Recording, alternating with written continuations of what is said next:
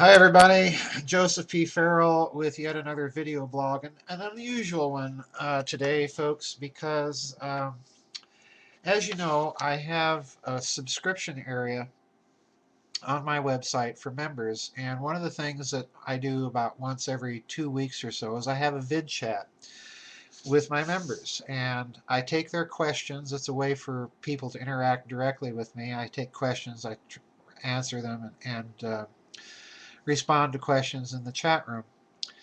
And it's a lot of fun. We have fun. We usually talk for about an hour and a half or so. And one of the things I do is I ask for questions ahead of time. People can email me things that are on their mind, ask for comments, and so on and so forth. I got one today because I have a members vid chat that I'm going to be doing later today as I'm scheduling all these blogs. And this one was so good I thought I had to share it, because it goes directly to an issue that I've talked about in a couple of my books, Roswell and the Reich, and more recently, Saucers, Swastikas, and Psyops. I've had this one put to me often enough at UFO conferences that I've spoken at.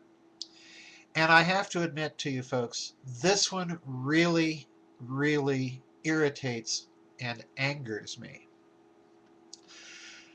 And that is, there is a group of people that look at my body of research and say, well, couldn't the Nazis have gained all of this technological advancement from extraterrestrial contact or recovering a crashed UFO and back engineering it, the old theme.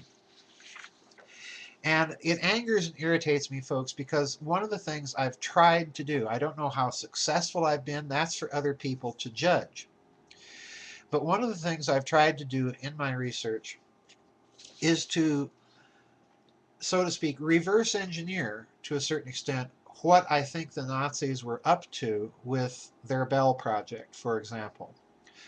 And in the process of trying to reverse engineer what may have been the conceptual process that led them to develop such a device, I've had to research terrestrial physics papers, engineering papers, and so on and so forth to show that there was a conceptual matrix in which things like that could have been conceived and moreover developed and possibly tested. All right. So in other words, I never approached the subject from the standpoint that we can explain it all by an appeal to extraterrestrials, and therefore we don't have to look for any human science. And the problem with the ET explanation here that I find so galling is it really is a kind of religious explanation. In other words, it even would explain away human scientific progress and conceptualization as being the result of some sort of extraterrestrial inspiration. It's at that juncture, when you add that hypothesis, you've added an unneeded hypothesis, and therefore it violates the principle of parsimony, otherwise known as Occam's razor. I don't like to use the term Occam's razor because, being an academically trained theologian, I can tell you scientists are grossly misunderstanding what Occam was up to and misusing it. That's another story, perhaps for another blog. But I got a question from one of my subscribers, and I had to share this one because it points out in a humorous fashion why this appeal to extraterrestrial inspiration, influence, crashed vehicles, what have you, in some of the Nazi technological developments is really kind of an absurdity. And I'm going to read this to you because when I read this, I said, yeah, that's exactly what needed to be said. He mentioned this in his email. He says, both so-and-so and so-and-so have been spinning the notion that the Nazis had help from the Space Brothers during World War II. Okay? You'd think, along with this help, the others would have included a care package with a few 100,000 blankets for the Eastern Front. And at that juncture, yeah, because what he's getting at there, and what I find so priceless about that remark, is that it goes directly to the heart of the problem of always running to extraterrestrials, crashed and recovered vehicles, because this forces you away from doing a detailed examination of the evidence and having any sort of open discussion. And I can tell you, folks, from having talked with some of these people at various conferences, it's like talking to an evangelical out to convert you who is absolutely persuaded of the truthfulness of their position and who will not be moved or budged from it, no matter what you say or what evidence you present or what argument you use or how you may question their own position. It is, with that little statement, kind of a revelation of the absurdity. Now, the Nazi angle has gone to two different ways on how people have tried to bring extraterrestrials into the picture. The first way is something that I covered way back in SS Brotherhood of the Bell, and that is the allegations that were first put out by a fellow in Europe by the name of Jan van Helsing, who published a work, you can find it online, called Secret Societies and Their Influence in the 20th Century. And in this work, he made the claim, and I reproduced the claim in SS Brotherhood of the Bell, that the Nazis had used a psychic by the name of Maria Orsic in the interwar period to contact aliens via channeling, and the aliens gave this psychic, who was transcribing, believe it or not, transcribing everything in ancient Sumerian cuneiform, gave her the schematics for, kind of like the movie Contact, for a kind of a dimensional porthole, which the Nazis called the Jenseitsflugzeug, all right, the other side flying vehicle, all right, kind of a Stargate.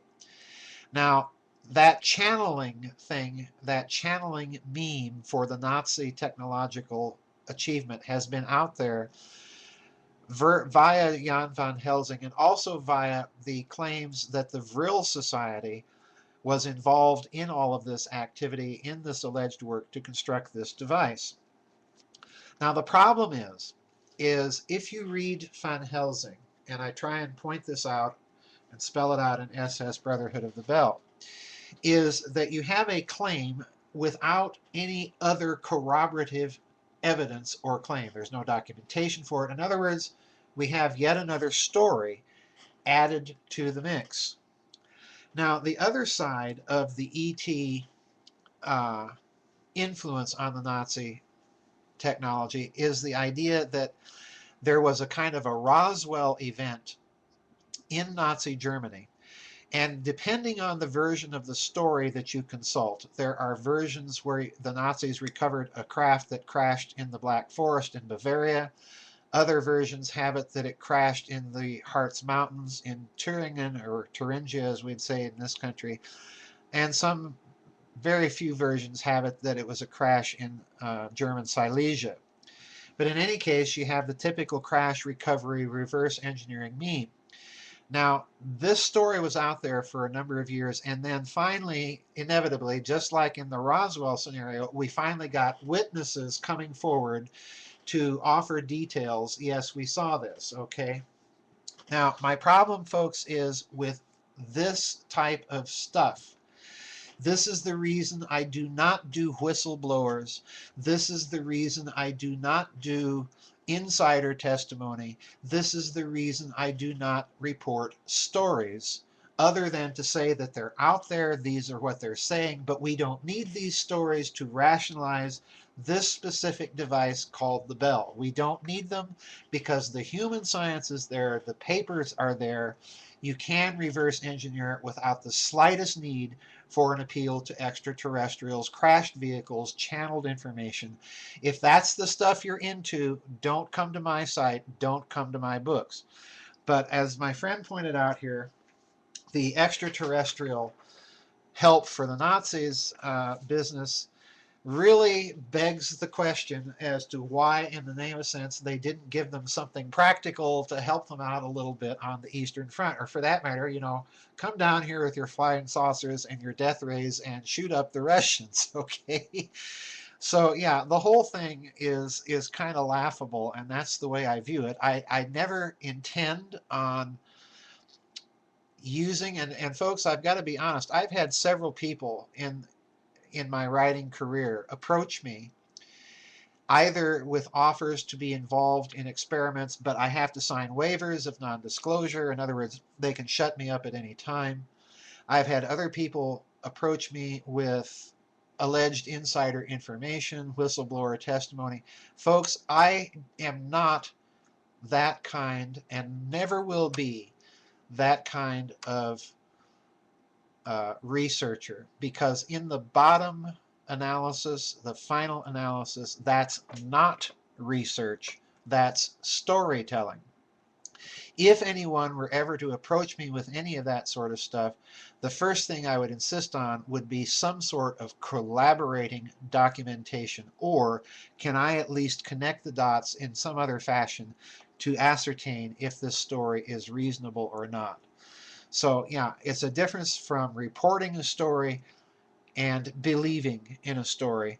And frankly, folks, this is what disturbs me about the independent alternative research community. There's far too much storytelling, there's far too much whistleblowing, there's far too many insider sources, so that people that do solid research or attempt to do solid research are sort of left standing outside of the group and trying to bring some sanity back into it. That's what I'm trying to do. And that's what my friend did with his little comment about ET not helping the Germans with some blankets and care packages for the Eastern Front. So anyway, my thanks to my friend there. I thought I'd share that with you. And that'll do it for today's little video blog, folks. And I'll see you on the flip side. Bye-bye.